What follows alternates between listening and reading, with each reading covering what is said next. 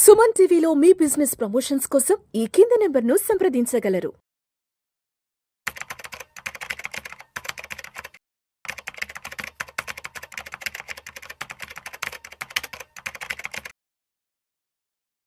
ప్రేక్షకులకి మీ రామచంద్రమూర్తి నమస్కారాలు. ఈ వీడియోలో ట్రంప్ గారు ప్రపంచ దేశాలన్నింటినీ ఆల్రెడీ వణికిస్తున్నారు. ఈ మధ్య మళ్ళీ అమెరికాలో పెద్ద ఎత్తున నిరసనలు వచ్చినప్పుడు 90 రోజులు అల్టిమేటం ఇచ్చారు. అలాంటిది ఇప్పుడు మిగతా దేశాలన్నిటికీ కూడా 8 అంశాలతో కూడిన ఒక నిబంధన ఇచ్చారు. పాటిస్తే ఆ విషయాలు కనుక పాటిస్తే మళ్ళీ ఆ దేశంతో కయ్యానికి కాలు దువ్వుతామని చెప్తున్నారు. ఏమిటి ఆ యొక్క జాబితా ఏంటి?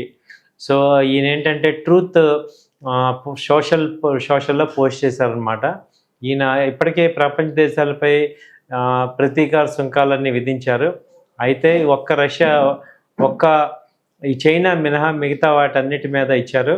సో వీటికి ఏంటి ఆ 8 చూస్తే, ఆ జాబితా చూస్తే ఫస్ట్ది ఏంటంటే కరెన్సీ మ్యానిపులేషన్. చాలా దేశాలు ఏంటంటే తమ వస్తువులు అంతర్జాతీయ మార్కెట్లో కారు చౌక అమ్ముకోవడానికి కరెన్సీ విలువని ఉద్దేశపూర్వకంగా తగ్గిస్తాయి. అటువంటి పనులు చేస్తే మాత్రం వాటిని ఉపేక్షించమని చెప్తున్నారు. కరెన్సీ కనుక వాల్యూ తగ్గించడం ద్వారా ఏమవుతుందంటే వాటి యొక్క వాల్యూ తగ్గుతుంది. అలాంటివి చేస్తే వీళ్ళ దగ్గర ఆల్రెడీ గతంలో అమెరికా ఇలాంటి దేశాల జాబితాలు కూడా తయారు చేశారు అని చెప్తున్నారు. సో అలాంటి పనులు చేయొద్దు. రెండోది వ్యాట్ వేయద్దు, వాల్యూ యాడెడ్ ట్యాక్స్. వ్యాట్ని కొన్ని దేశాలు ఉత్పత్తులపై వ్యాట్ విధిస్తాయి. అయితే దిగుమతులపై వాటిని కొనసాగించిన ఎగుమతులపై ఆ సొమ్మును రిఫండ్ చేస్తుంటాయి. అలాంటి చర్యలు సహించమంటున్నారు. సో వ్యాట్ కనుక పొరపాటున వేసినా, అలాంటి గవర్నమెంట్ వ్యాట్ వేస్తే మాత్రం, అంటే దిగుమతులు వాళ్ళ ఎక్స్పోర్ట్స్ని కావాలని చేయడానికి చేస్తే కుదరదు అంటున్నారు. అలాగే మూడోది ఏంటంటే తక్కువ రేటుకి డంపింగ్ చేయటాన్ని కూడా ట్రంప్ తీవ్రంగా పరిగణించారు. చైనా వంటి భారీ ఉత్పాదక దేశాలు ఏం చేస్తాయంటే కారు చౌకగా వస్తువులు తయారు చేసి వాటిని ఇతర దేశాలు డంపింగ్ చేస్తారు. అక్కడి నుంచి వేరే కంట్రీకి ఎక్స్పోర్ట్ అయినట్టు చెప్తారు.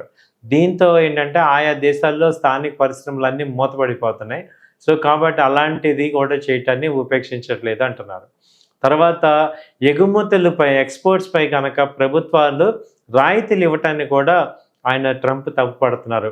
ఎగుమతులు అనేవి ప్రభుత్వాలు కనుక సపోర్ట్ చేస్తే ఇంటర్నేషనల్గా కంపెనీలకి కాంపిటీషన్ రాదు. కాబట్టి ఇంటర్నేషనల్ కంపెనీలన్నీ కూడా ఇబ్బంది పడుతున్నాయి అని ఎగుమతుల మీద రాయితీలు ఇవ్వటాన్ని కూడా వద్దంటున్నారు.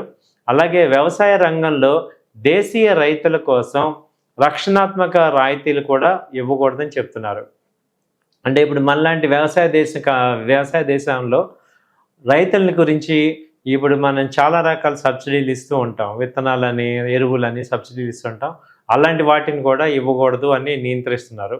అలా కాకుండా ఇంకా ఏంటంటే నకిలీల తయారీ కానీ, మేధో హక్కుల అపహరణ కానీ, అలాగే అమెరికా టారిఫ్లని తప్పించుకోవడానికి మరో దేశం నుండి ఎగుమతి చేయటం వంటివి కూడా ఉపేక్షించమని చెప్తున్నారు.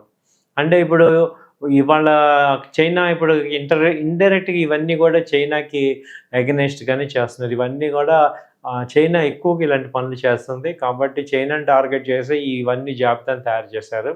మళ్ళీ ఇంకా ఏంటంటే జపాన్ నిర్వహించే ఒక పరీక్షను కూడా ట్రంప్ తప్పుపట్టారు.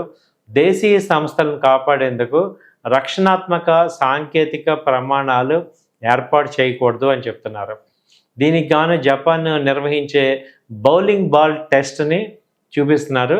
ఈ పరీక్ష జపాన్ 2018లో ప్రవేశపెట్టింది.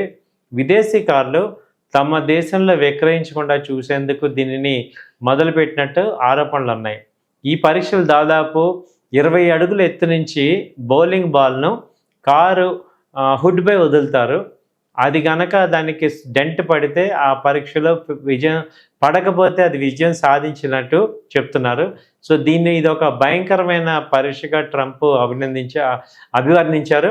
ఇప్పటికే ట్రంప్ తాను విధించిన ప్రతీకార సుంకాలపై 90 రోజులు నిలుపుదలని హోల్డింగ్ పీరియడ్ ఇచ్చారు.